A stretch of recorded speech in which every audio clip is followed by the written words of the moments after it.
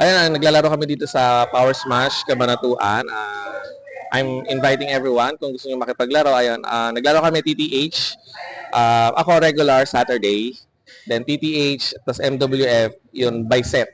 Yan. So eto na nga mga katubs, labanan natin ang init ng panahon kaya pasukin na natin ang puwerta ng Power Smash Badminton Court. Sa bungad pa lang ng hagdan papasok, lalabasan ka na kagad.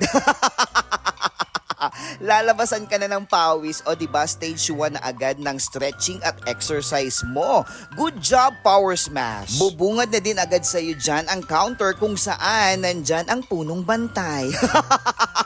Si Ate Lorna, meron din silang chismisan section kung saan pwede kang magmerienda, magkape at higit sa lahat, may libreng tambayan ng ina mo, ng ina ko at ng ina nyong lahat. Sa dako pa roon, tatahakin mo naman ang papasok ng male dressing room na kung saan, shucks, hindi ko pala napinaw yung mga sinampay ko. Ang CR na may okat-okat na salamin, shower room at cubicle. Ayan naman, lumabas na tayo ng dressing room. Meron silang 4 courts na available for you to enjoy your play na nakatara flex and may variation ang kulay ng linya ng court. Charot! By the way guys, under construction din sila ng additional courts para tuloy-tuloy ang enjoyment mo to play badminton kaya aabangan natin yan. Para naman madala mo dito sa Power Smash ang tamang tao para sa iyo, Divine, yung pag-ibig mo sa badminton player na ikaw lang ang nakakaalam. Pag-ibig mo na parang utot na kahit anong gawin mo, ang hirap itago. At pag ibinuga mo yung kim-kim ng damdamin mo, naaamoy ng lahat kahit hindi ka umamin. Eto na nga at nag-scouting na tayo ng mga players na dadalhin natin papuntang Japan. Japan, Nueva Ecija. Alam mo ba katubs, ang gagaling ng mga players nila dito ha, kaya hindi na ako makapaghintay para makalaro sila. So eto na nga, nagaling-galingan na tayo dito. Syempre lumaro na tayo kasama ang aking kapartner, nakabuhok na si Kuya Divine. Not only that ha, kasi nga ang mission ko talaga dito ay i-ambush interview ang mga players na magagaling. Kaso nga I failed kasi nga busy sila sa paghahampas at pagpapapalo.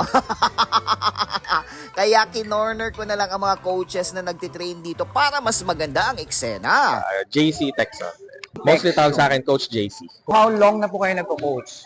15. 15 years. So, ano yung inspiration mo coaching itong mga players na to? Actually, ako nag-enjoy lang yan. Kasi love ko talaga yung sa badminton. Kaya napunta ako sa coaching. Aside from badminton, meron ka bang alternative sports pa? Volleyball. If you will compare, anong mas better, badminton or volleyball? Of course, syempre badminton. Bakit badminton? Nag-enjoy ako, lalo especially kapag yung napapadive ko yung Kapag yung napapaday kalaban, mo yung ayan. kalaban. Ano yung favorite shot mo sa badminton? Netting, net shots. Netting. Training lang na mag-training. Pagdating ng araw, lalakas din sila. Meron bang nagpapakilig sa'yo sa loob ng course? Wala. Single.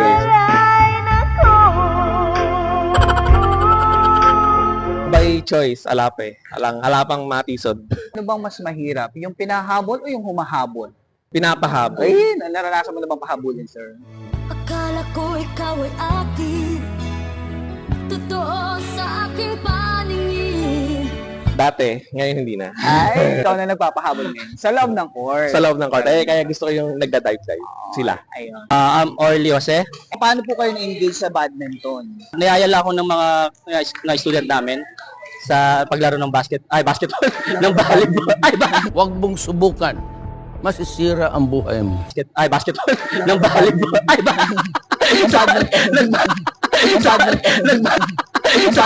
nagbadminton, sorry. Okay lang yan. Meron bang inspiration si sir sa paglalaro ng badminton?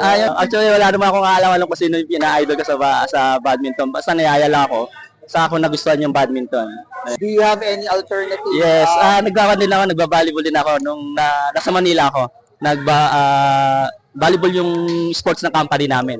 Kaya nasali din ako nung before. So which one do you think better? Badminton or volleyball? Siyempre, badminton. Kasi nandito tayo. Dito na kasi yung, at least dito na rin ako parang nag-extra income, ganun na, sa badminton din. I'm single, sinabi ko kanina. So, meron bang nagpapakilig sa'yo sa Wala pa naman. Wala pa. So, Yes. nag-look forward ka pa. Yes, I'm looking forward. So, dahil matagal na tayo naglalaro ng badminton, meron ka bang mga favorite shots sa loob ng badminton? Shots, anong shots ba? Shot. Cross court? Cross Cross court. Yun ang gusto Bakit kong cross court? Actually, yun talagang tawag ito? Yung parang expert ko. Yung Expertise mo. And expertise. then normally, yun yung pinakamahirap kunin. Yes. Yung, tama. Correct. Etong question ko, sir, sa palagay mo ba, ano yung pinakamahirap gawin? Yung naghahabol o yung hinahabol? Siyempre yung naghahabol. Bakit? Kasi hindi mo alam kung gusto ka ba nung hinahabol mo o hindi. Hindi, sa loob ng court, sir. Sa loob ng court. Joke. Siyempre, mas maganda, actually, mas gusto ko yung hinahabol. Siyempre, kapag ikaw nasa court, gusto mo ikaw nagpapahabol. Wala namang pinapahabol si sir. Wala naman. Sa court. Nagkalituhan na tayo. Nagkalituhan. Ayan. So, dahil dyan, sir, meron ka bang gustong sabihin sa lahat ng mga bata na gusto pang matuto ng Yes, yung mga gustong matutong mag-badminton, lalo-lalo sa mga beginners and kids, pwede kayong mag-enroll through WSBC training camp. Meron kaming page, Weekend Smashers Badminton Club. Paki-search na lang po yung pangalan po ng page po namin. Tapos pwede kayo mag-inquire po ron regarding sa aming programs for kids. Meron din kami mga intermediate, meron pa. Halos puro beginners pa rin. Alright. Ayun lang, sir. Maraming Okay. salamat and enjoy the rest of And the thank you rin po. Salamat, sir. Hello, I'm Johnny Tablante. Originally from Manila sa Malabon. So, may asawa na kayo, sir? Yes. Ilan po?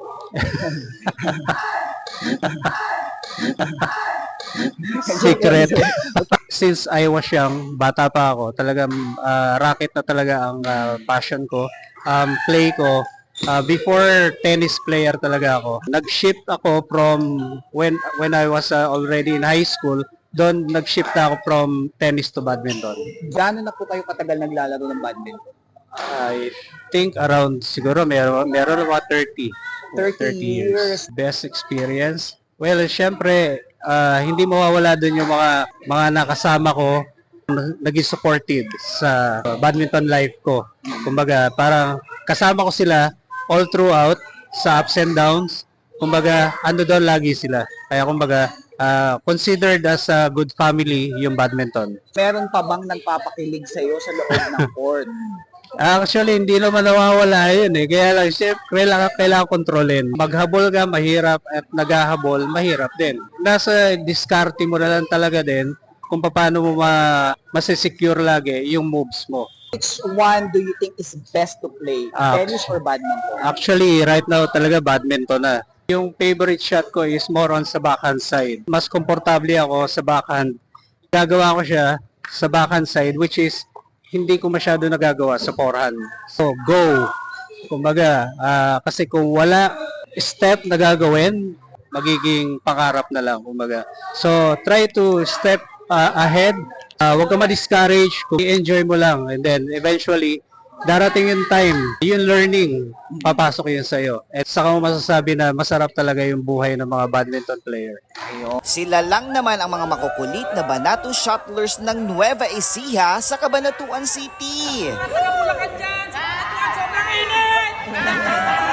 Iba talaga na nagkakaroon ka ng bagong kaibigan sa loob ng court. Ang importante sa bawat hampas at palo ng badminton life mo, meron kang natututunan. At higit sa lahat, meron kang drive na lumaban sa buhay. Relate much, Divine? Lalim nun ha.